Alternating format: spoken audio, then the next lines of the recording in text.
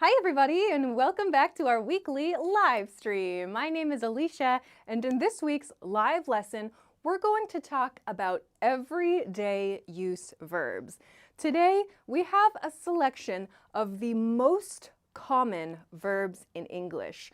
We're going to talk about, of course, how to use them, but we're also going to talk about some differences between these common verbs and some similar verbs so that you can refresh your mind on when is the correct time to use each of these. So as you join, please make sure to hit the like button and of course share this video so other people can find today's lesson. Also send a message in the chat if you're watching live. I'll try to respond to you live. If you're watching later, consider it good homework. Okay, while we wait for everyone to join us live, I want to mention this banner at the bottom of the screen, which says get free PDF cheat sheets. The team has created a free PDF cheat sheet collection at EnglishClass101.com. So you can find this from the link below the video if you're watching on YouTube, above the video if you're watching on Facebook. On this page, if you scroll down, you will find so many PDFs. They are all free. If you want to download all of them, just click the link, make a free account, or log in to your account if you have one, and then come back to this page. You can download everything. It's not only one or two, you can download all of them. If you have not checked recently, please come back and check this because there are new ones being added. If you have questions about how to access this, you can find it at the bottom of the page too. So check that out. I hope it's helpful. You can print it out, you can put it on your desk, put it on your wall, put it on your refrigerator. It's a great way to remind yourself every day to practice a little bit. Okay. Yes, I can see myself. Control desk, thank you. Okay, let's take a look at the chat. Oh, we're going to get into the verbs here in a second. I wanted to go here. So today we're going to talk about everyday verbs. Everyday verbs meaning very common verbs. You must know these verbs if you're going to survive in English, if you're going to travel, excuse me. If you're going to do anything, you need to know these verbs and you need to know the differences between these verbs and some other similar verbs we're going to talk about today. These are also what are called high frequency verbs. So high frequency, high meaning lots of something, many of something, and frequency meaning how often we see them, right? So a high frequency verb means that we use them very often, okay? So when you study, say, for example, the core words of a language, you are usually going to start with the high frequency words of the language. Today, we're going to focus on some very high frequency verbs, okay? So let's get into it. Hello YouTube, hello Patrick and Rocky and Zach and Nahora and Simply Dust. Hey from French West Indies, what's up? Welcome everybody. Facebook is there. Okay, cool. I don't see a message in Facebook yet. Hello Facebook, what's up to everybody out there? Okay, let's begin.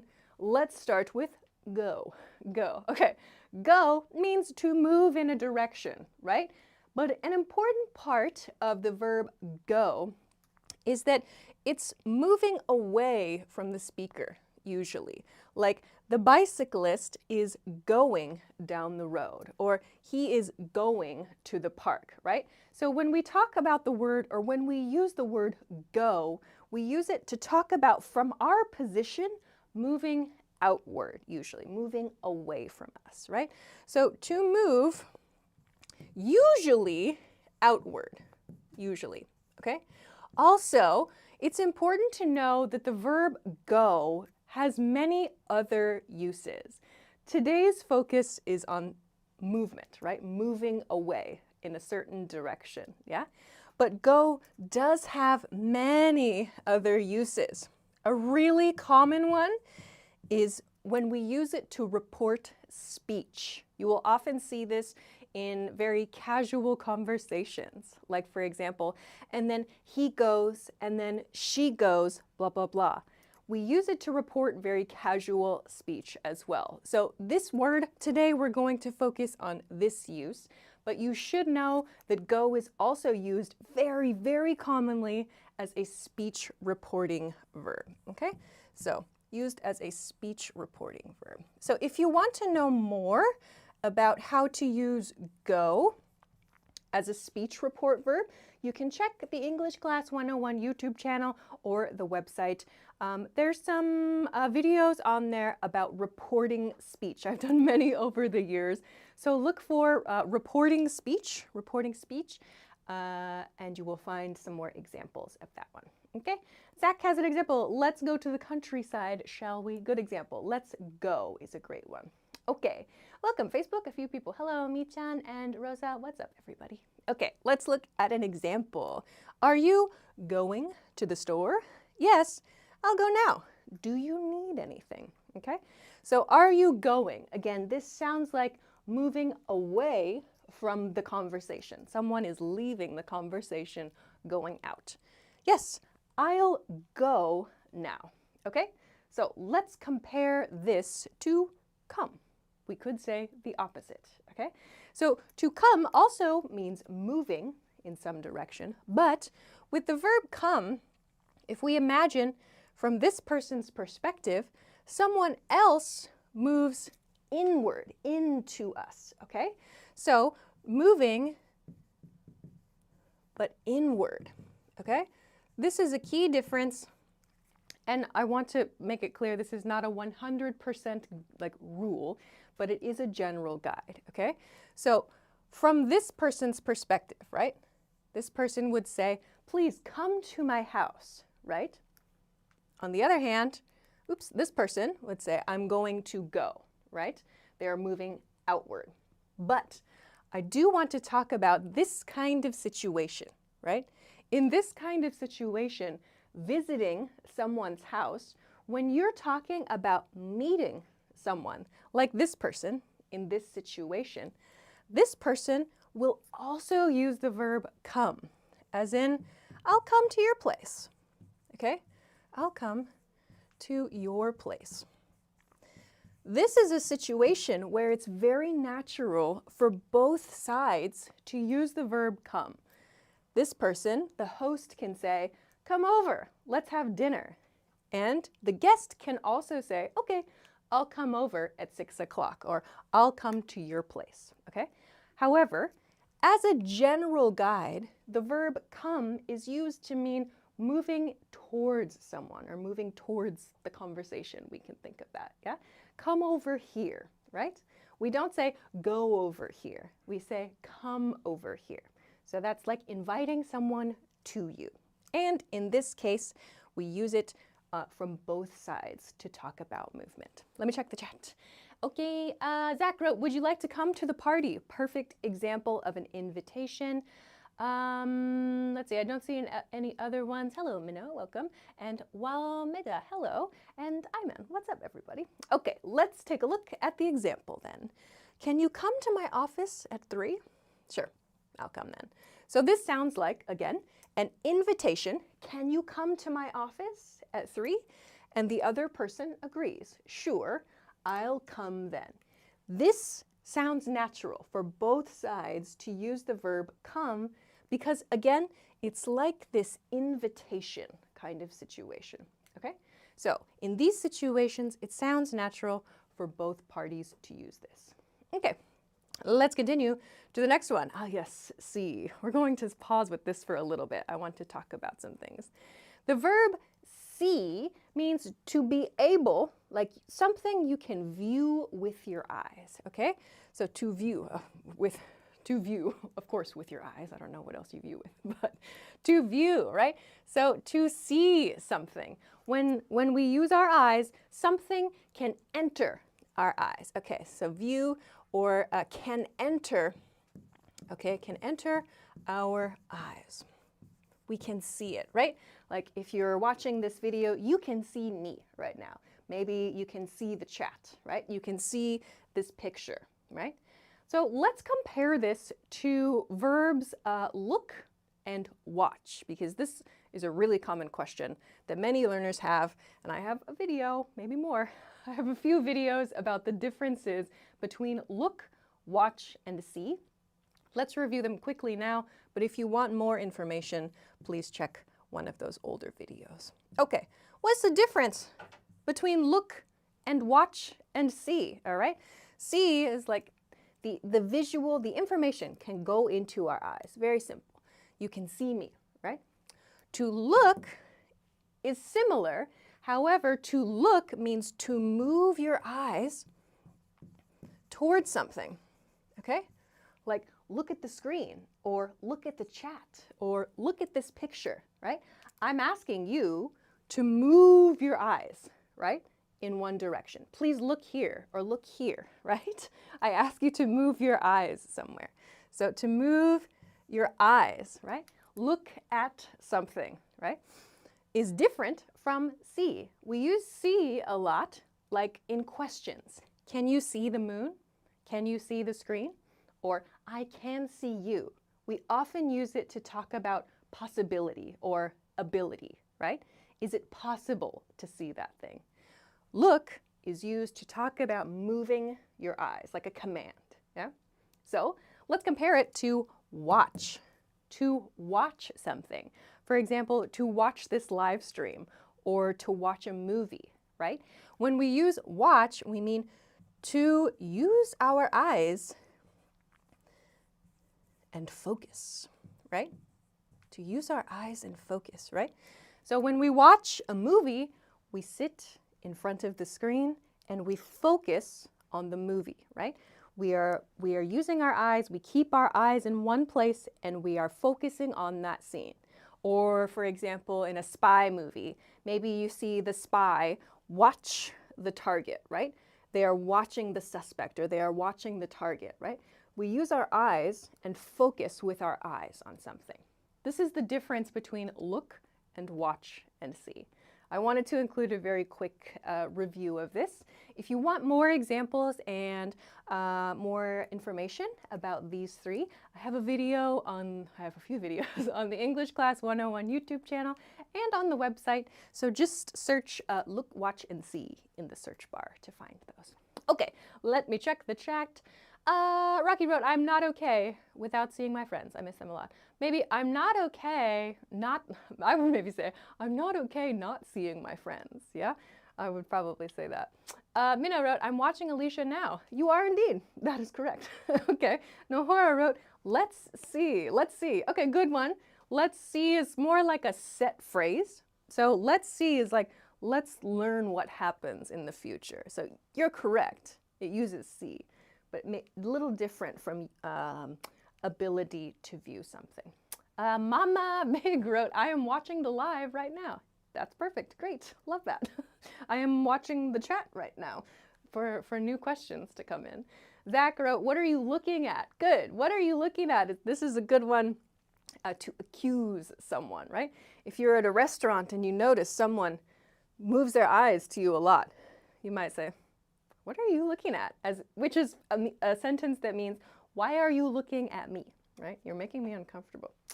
Okay, Patrick wrote, yesterday I could see 5 planets, Mars, Jupiter, Venus, Mercury, in my telescope, but the heavy rain clouds don't let me see during the night. But the heavy rain clouds make it impossible to see at night. So sad. Oh, that's really cool. That's really cool. So what else do we have? Mama also wrote, last night I watched the football match of Brazil and Haiti. Okay, last night I watched the Brazil versus Haiti football match. That sounds natural. Kai wrote, to watch a hanami, for example. We don't use, so this is important. Hanami is not a word that is commonly used in English, but it is gaining speed. We usually say to join. So hanami is a type of party, which means flower viewing and comes from Japanese. So we would say go to a hanami or join hanami. Hanami means flower viewing, yes, but it's like the name of a party, right? That's the style of a party. That's like saying to watch a different type, I'm trying to think of a different type of party. It's the name of a party, right? So we say to join it, right? We would say to look at the flowers. That would be nice. Or you could say, I can see lots of beautiful flowers, right? But we wouldn't really say like, I'm watching the flowers. It sounds like you're sitting there and going, oh, waiting for something to happen, like to watch. So that's a good example. When you are enjoying beautiful scenery somewhere, you can probably not think of so much about watch. Use watch for like a movie or a YouTube video or like I mentioned, like a spy scene, okay? Use look, like I had some food and drinks with my friends and we looked at the beautiful flowers, okay? All right, good. Others, I can't see chat. Can you please go back to the chat control desk? Thank you. Okay. Where is the translation? What translation? If you're on YouTube, you gotta push a button if you want to enable that. Okay, let's move on. Time is going quickly. Did you see the email I sent? Yes, I saw it in past tense here. So saw meaning yes, it entered my eyes. Yes, I did. Okay. So again, this is very common for reporting things and asking questions like this. Yes and no questions. Okie dokie. Let's move on. Make. The next one is make. To make is another way to say to create, kind of. Kind of. So this picture, we could say create is also good to use here, like to create a birdhouse or to create a business even. But make is so general, right? We can use make for so many different situations, very small situations, like cooking, for example, or doing something relating to our hobbies, right? When we create something, even something very small, we can say, I made that thing, or I'm going to make something. We can also use it for concepts. So this one is also very important to know for concepts. Maybe you have seen the phrase, let's use an example like, your work made a difference, okay? Your work made a difference, okay? This use also means to create, right? You can see it here. I've used it in past tense. Your work made a difference, right? Or your help made a difference. This means it created a difference, right? But we usually use this as a set phrase. So we often use this to talk about someone's behavior or someone's activity causing a change in some way. In this case, a positive change, okay? We could also say like, oh, his behavior made some problems, right? So when you want to use something like create, but create is used usually more for this kind of situation, physically building something or making like a website. We are creating something new. Make is a little bit smaller scale. So that might be a helpful guide. Okay. Margarita wrote, I made the bed this morning. Okay, that's kind of a set phrase, yeah? But you made a nice bed, right, is a way to think about it, okay? Zach has a different use of make here. This task makes me grouchy, to cause to become. So yes, we do have the other one. So to cause is another use of make, yes. To cause something to happen, right? He made me do it, right? So we do have a few other uses of make aside from just the creation use of make. Okay, good. Let's continue to the example. Can you make dinner tonight? As I talked about cooking. Yes, I can make pasta. Is that okay? Yes, yes it is. I want to eat pasta. All right, let's continue to buy. Buy. So to buy something means to use money, or points, I suppose, to use money to get something, okay? To use money to get something, simply. When you go to the store, you use a card, you use cash, you use something, some currency, and then you receive a product or you receive a service, to buy something. We also have the use of buy as in like to buy a story.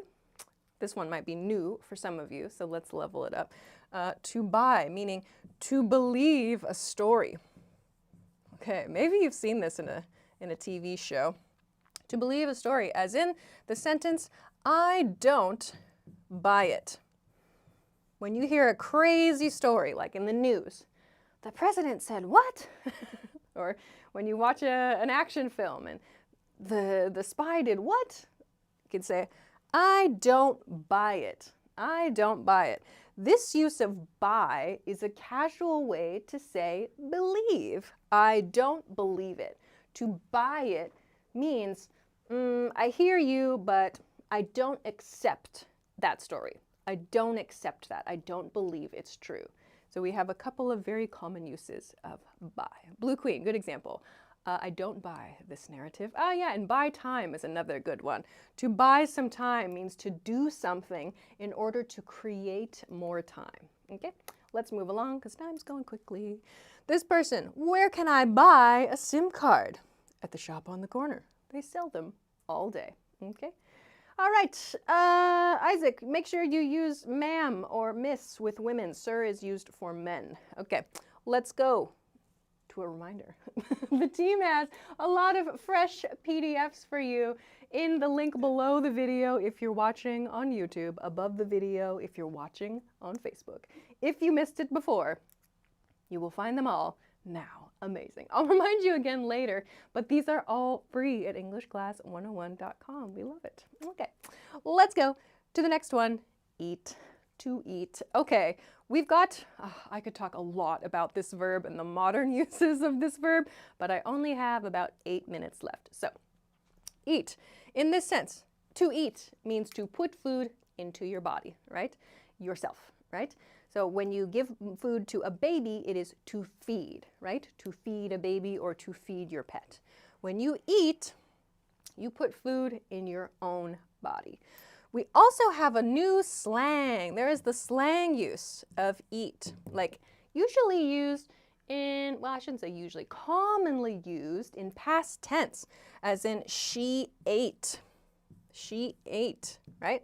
This is a very common slang, which means that something was really good. She demonstrated good fashion or good sense. She looked beautiful, or she was very talented or very skilled. She or he, of course, anyone can eat in this way. Like that eats means that that is very good. This is a common slang that we've seen in the last few years. Okay, let's go to, yes, you, Isaac, the one who wrote sir in the chat. That was for you. Okay, let's go to the example. Do you want to eat now or later? This one is about your next meal. Do you want to eat now or later? Later, I'm still working. Okay, let's go to the next one. Drink. We do not have the same slang with drink as we do for eat. So to drink, this is the verb form for today, means to put liquid into your body. Yeah? So to drink a coffee in the morning, or to drink a cocktail in the evening, or to drink beers with your friends, or to drink tea with your family. So when we talk about liquids, we use drink. I often see people there's a lot of countries that translate this as take, like I take coffee or I take tea with my family or my friends. We understand take, but it does sound a little bit unusual.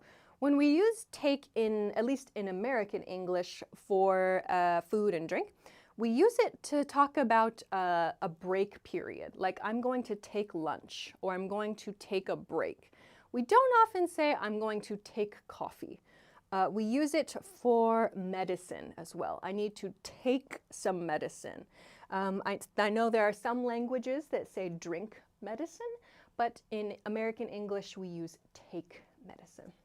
Okay, let's see. Okay, yeah, sure. I took my coffee from the barista. Yes, we can use it in that sense. Okay, let's continue because time, oh my gosh. All right, would you like something to drink? A common request or a common invitation, right? Yes, a glass of water, please. Okay, so to drink. Let's move on. Take, oh, that was the next one. Great, I forgot. Okay, so to take. We talked about to take just now regarding foods and drinks and things. To take means to remove something from its location, right?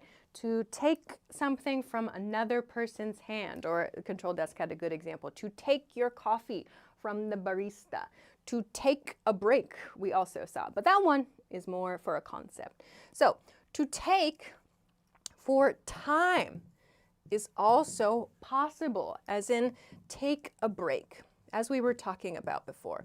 Take a break, or what was I just going to write? To take time to think about something. Take time to think. So we can also use it to talk about time, like using time for ourselves, or using, thinking about things, not just physical things, yeah? So to take your mind off of something is another expression we use. So to take your mind means, to take your mind off of something means, let me finish writing it. To take your mind off of something means to use your mind to think about something else. When we feel stressed, like work is stressful or school is stressful, your friend might say, come on, let's take your mind off of that. Let's go to the movies, which means to do something to remove that stressful part of your mind and take it out, remove it and put it somewhere else.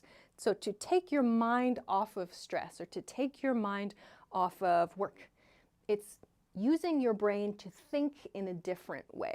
So you can think about it like this is the thing, that's the stress in your mind, and you remove it from something, yeah? You remove it from your brain for a short period of time. So to take can mean physical objects, like taking something, but it can also mean removing a concept from your brain. All right, Margarita, what's the difference between take and grab? Grab is fast, super fast. Like, oh my gosh, he grabbed my arm in the subway. I was so scared. Or the thief grabbed my bag. It sounds like really, really fast and sudden and scary. Like in Southeast Asia, the Uber service is called Grab. It sounds like it's very fast. It's going to come quickly. That's the difference between take and grab. Rosa on Facebook wrote, I take a break in my house. Great. Okay. All right, let's continue. Can I take your bag? Can I take your bag? No, I can carry it myself. Thank you. This, you should know, this is an offer. This is a polite offer. If someone on the street comes to you and says, can I take your bag? Say no. Don't accept that. But when your friend or your family member sees you carrying something, maybe it's a little heavy, and they say, can I take your bag? Or when staff at a hotel says, can I take your bag? You can accept. So this is usually a kind offer, okay? But this is only in certain situations.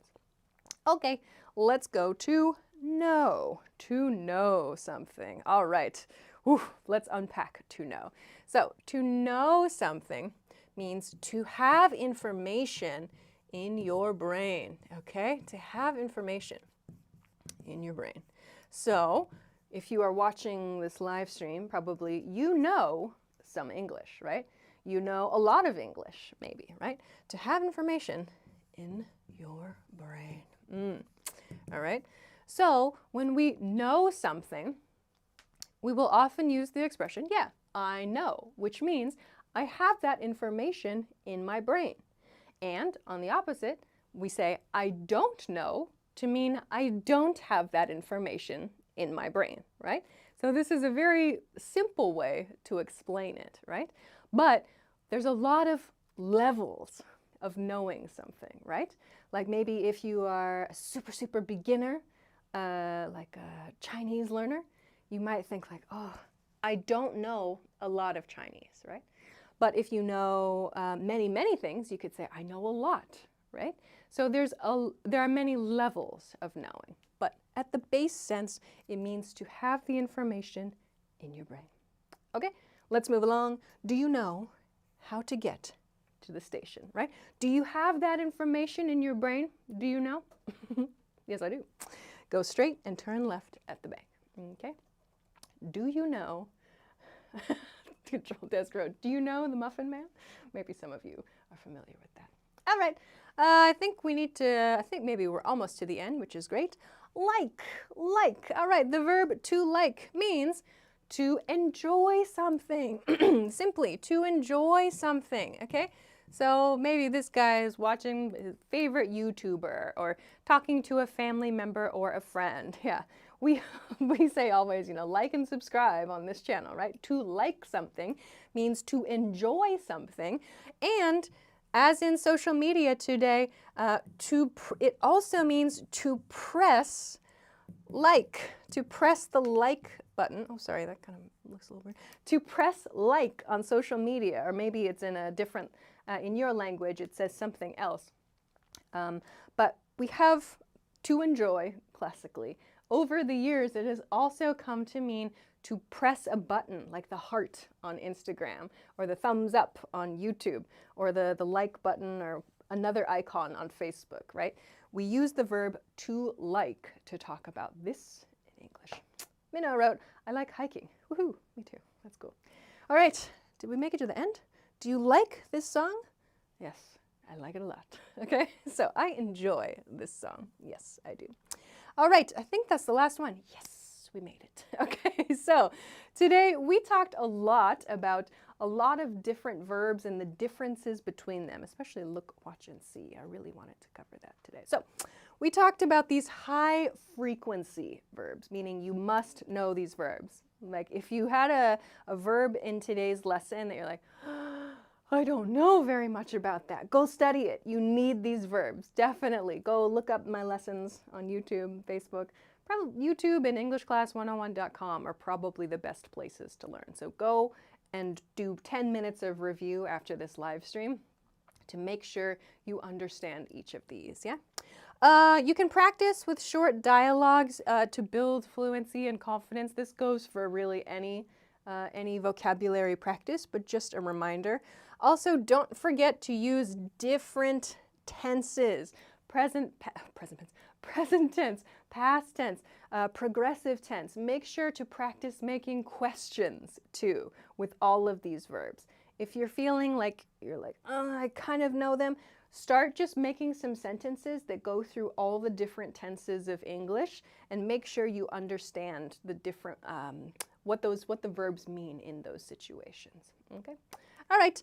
Yeah, I told you I'd remind you, and here it is. It's time again. If you missed it the first 2 times, the team has a bunch of free PDF cheat sheets for you at EnglishClass101.com. So go to the link below the video on YouTube, above the video on Facebook to find this glorious page. You will find some new ones. The team has added a few new ones here about, phone calls is the very last one on the list here. The team has created some sample phone call conversation pieces to practice. So if you want to take a look at those, like open them, download them, and then look for the vocabulary words that you don't know yet.